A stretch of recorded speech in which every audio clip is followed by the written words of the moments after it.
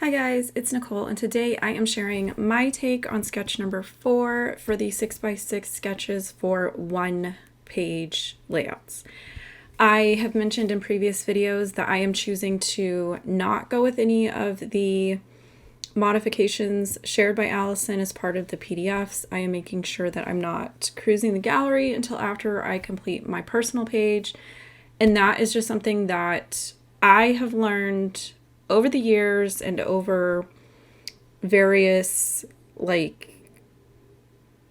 sketch bundles, group projects, that kind of thing. I have just learned that that's personally what works the best for me, because I tend to come up with more creative ideas or use products and techniques that I normally probably wouldn't have if I had just been blown away by somebody else's sample and kind of wanted to maybe scrap lift or mimic or pull sections of theirs and incorporate it into mine. So for me, I just take the basic sketch that is from the bundle, create my layout based off of that, and then I go into the Facebook group and I download the PDF. I download the additional resources that she has been providing. And then usually when I post my layout into the gallery is when I will kind of go through and look at what everybody else has done. And like I said, that's just my personal preferred method. So for mine, I naturally tend to have an issue with large areas of white space on a layout or a sketch. So for me, it was a simple solution to enlarge the squares that were shown on the sketch. I can't remember, I already put it back in my binder. I want to say that on the sketch these were maybe 2.5 inch squares. So I pulled my favorite square dies. These just have like a pierced detail to them when they cut. I pulled these out and just kind of picked a size that was going to work for my photos that I had printed, which I believe my photos I printed as 3x3s. So one of these squares is just slightly smaller than that. And then from there, I pulled out a 6x8 paper pad from Simple Stories and went through and picked out some B-sides that I liked. I also pulled in some Doodlebug petite prints from their 6x6 basic kind of pads, because I like the tone-on-tone tiny patterns mixing in with more bold and multicolor patterns. That's just my personal preference. So those are typically the things that I will mix in. And then a lot of the 6x8 paper pad had 3x4 cut aparts on the back side. So I used some of those that had different images and stuff to add a little bit more interest to my squares that weren't going to be like a photo or housing, journaling, or something like that. And one of them that says HB to you, so happy birthday to you, I am actually using that as kind of my title in a sense. I'm going to build onto that with some of the die cut pieces, but to me that was just a lot easier and kind of a time saver to allow something that was pre-printed on the paper to kind of take that task. And then I didn't need to go and die cut alphabets or go digging for coordinating thickers or something like that. I know that I have commented back and forth with some of you in the comments about the length of time that it takes me to do these. And this kind of happened with the other sketch bundle with the 2-page version. And I was thinking about it today and I kind of figured out a better way that I can probably explain it to you guys. I don't feel like going into this class or this group dynamic that I have to come up with these crazy layouts that take me 3 or 4 days to make. That has absolutely nothing to do with it. It's more of the photos that I choose to pair with these sketches and just sitting down and playing with these sketches and going back to what I was mentioning earlier about not looking at other materials and just using that sketch to see what kind of pops up into my brain as far as different techniques or supplies or methods that I can kind of play around with.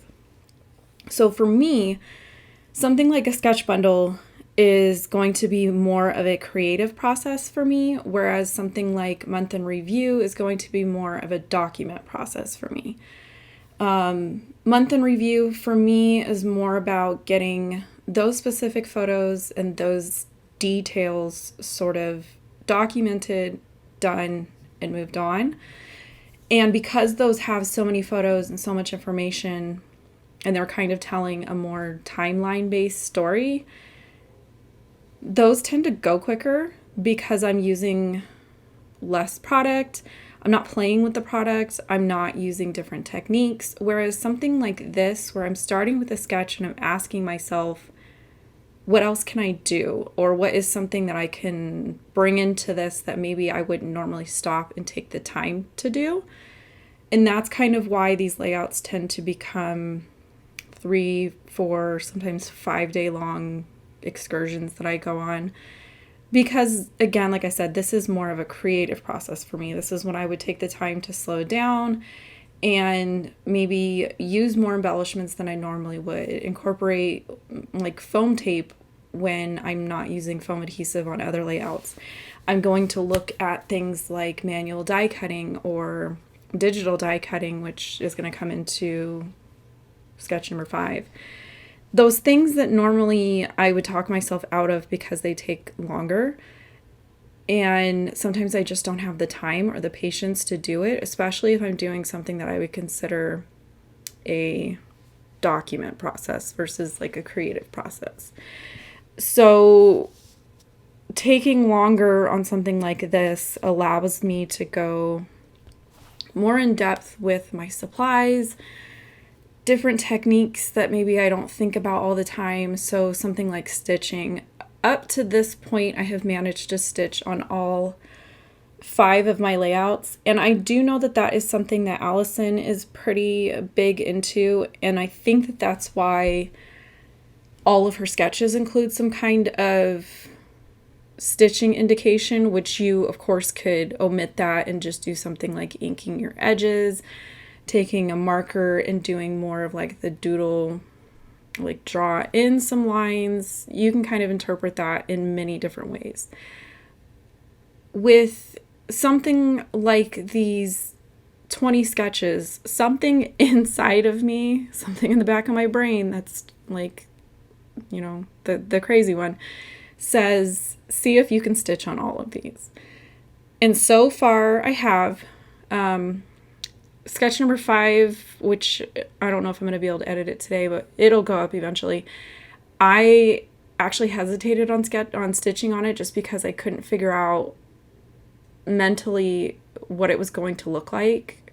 But once I did stitch, I was like, okay, I think I'm okay. I don't think I need to rip it out. I think it's going to be okay. But so having done the first 5 sketches and having stitched on all of them, I kind of want to make that a challenge to myself to, in one way or another, include stitching on all of these, because I find that fun. I actually enjoy stitching.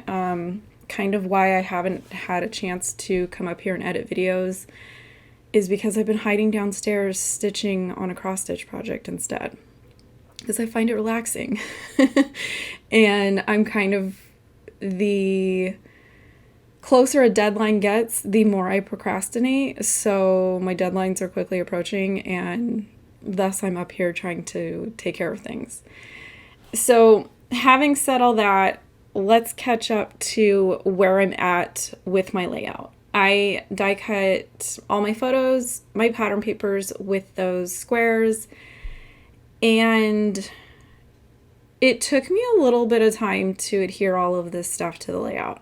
I did go ahead and use some gold mist on the background. I wanted to add something to the plain white cardstock without it being a full sheet of pattern paper as well. Plus, I knew that the die cut pack incorporated some gold elements, so to me, splatter is another one of those things that I normally don't take the time to deal with because I don't want to go find it. I don't want to find somewhere to splatter. I don't want to take the time to clean it up. I don't want to take the time to wait for it to dry.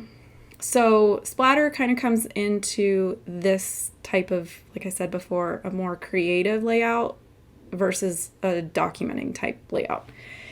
And anytime that there's something like wonky layers, I don't know. That's not something that comes organically to me. Like, I feel like they all start to look weird. They all start to lean weird.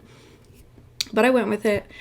And what I did to try to make sure that some of this made sense was I really studied the sketch, and I kind of figured out that all of the squares that are in the forefront, so every top layer, whether it's a photo or a paper, is actually square to the layout.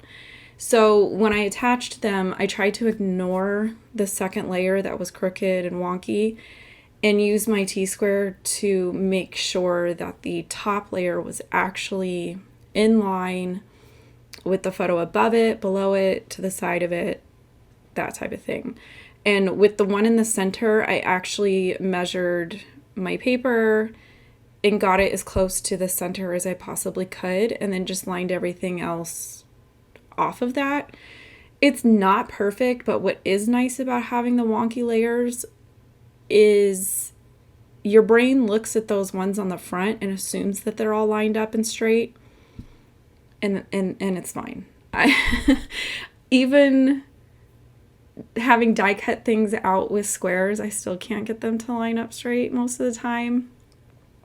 But it does help for me to die cut something as opposed to cutting repetitive sized shapes on my paper trimmer, because it never works out for me. So at this point, this is when I'm kind of trying to figure out, okay, where do I want to incorporate stitching? And I can't remember where she showed it on her sketch. I wish I had left it out. If you guys know off the top of your head, drop a comment below. I think she had stitched around the edges of some of the squares, and I kind of ignored that and chose to instead stitch where it made sense for my layout, for my photos, for my materials and products that I had brought in. So I chose to fill in this kind of white area in the middle of this like pre-printed card that I had die cut from, and I just found a similar colored thread, and I'm going to just stitch down the middle of the letters and the number. And then I know you guys are asking why do I have Copic markers on my desk. This was how I planned out how I'm about to do this stitched border. I wanted it to kind of be a stitched border that went in rainbow order, but I wanted it to be the same color on the corners, bleed into a corner in the middle, and then go back in reverse order of whatever rainbow order I had determined. So it was easier for me to grab a handful of markers, and I grabbed 2 purple, 2 dark pink, 2 light pink, a yellow, a green, a mint, and a dark mint. And I used those to kind of come up with the order. Then the order in reverse coming off of the one that was in the middle. And then that gave me my total number of markers. And then I took that total number of markers and divided it into the number of stitch holes that was on one side of the layout. Probably didn't need to do that, but in my mind, I kind of wanted it to be somewhat even. So when I divided it, obviously I'm not going to get a whole number. So basically I just made each section, I think it was 7 stitches long, and then the one color in the middle I filled with however many stitches were remaining. Some was 9, some was 10. I didn't make a big deal out of it. I just wanted it to, in a sense, line up and look okay, I guess. And for somebody that's not OCD and isn't very, I don't know, like, I don't usually get this like in depth with measurements and stuff. It was the only way that made sense to me, and this was another thing that just kind of took a lot longer. And then the actual stitching did take me a while, but like I said, I enjoy the process of actually stitching. What took the longest was just the fact that I was only doing, 7 stitches at a time before I needed to attach it to the back of my layout, change the thread on my needle, change color, or change spots. That kind of was what took the longest. But I love the end result, which you guys will see here in a little bit, and then at the end with the photos. I sent the picture to a couple friends in a group chat, and it was giving me like, which if you went to elementary school in the 90s, you know what I mean when I say it gave me Lisa Frank vibes, which as a child that went to elementary school in the 90s, that was like the best thing ever. But again, this goes back to, I probably wouldn't go this heavy on like effort and time on something that I was more focused on documenting like the story of something. So for me, I enjoy that kind of mixing it up. So I kind of enjoy bouncing back and forth between doing something like month in review, where it's more of like documenting that stuff, the 6x6 sketches, which is more just having fun with techniques and tools and products. And then when I sit down with like my scrap room kits, those are more, I don't know how I would describe those. Those are more just quick. Like everything's kind of curated for me already, so I don't have to make decisions on like product. Those are more like, let's just find some photos that maybe aren't part of like a larger event, and that I don't necessarily need to do a ton of journaling on, because I want to just have fun with, like I said, kind of pre-curated but matchy product. So I personally like bouncing around between different things like that. That's kind of why I wouldn't say that I have personal design style like other people, because I've always jumped from things like sketches to scrap lifts to being inspired by like a video that I see, or a project in like a design team post on Instagram or something like that. I'm okay bouncing around. I like that. Does it create a little bit of like messy, hard to follow from like content? Yeah, sure. But out of the 3,000 subscribers that I have, I'm assuming that most of you are here for the mess. Most of you are supportive of the mess, and I 1,000 times appreciate that. I love talking in the comments and just kind of making friends. So here's my completed layout, so you can kind of see everything, and then some detail shots. Anything that's still kind of current and available, especially I know I'm going to get questions on the stitching ruler that I used. I'll post stuff like that in the description box where you can find it. And I am going to leave you guys with that, and hopefully be able to share sketch number 5 soon. So with that, thank you for stopping by, and I will catch you guys later.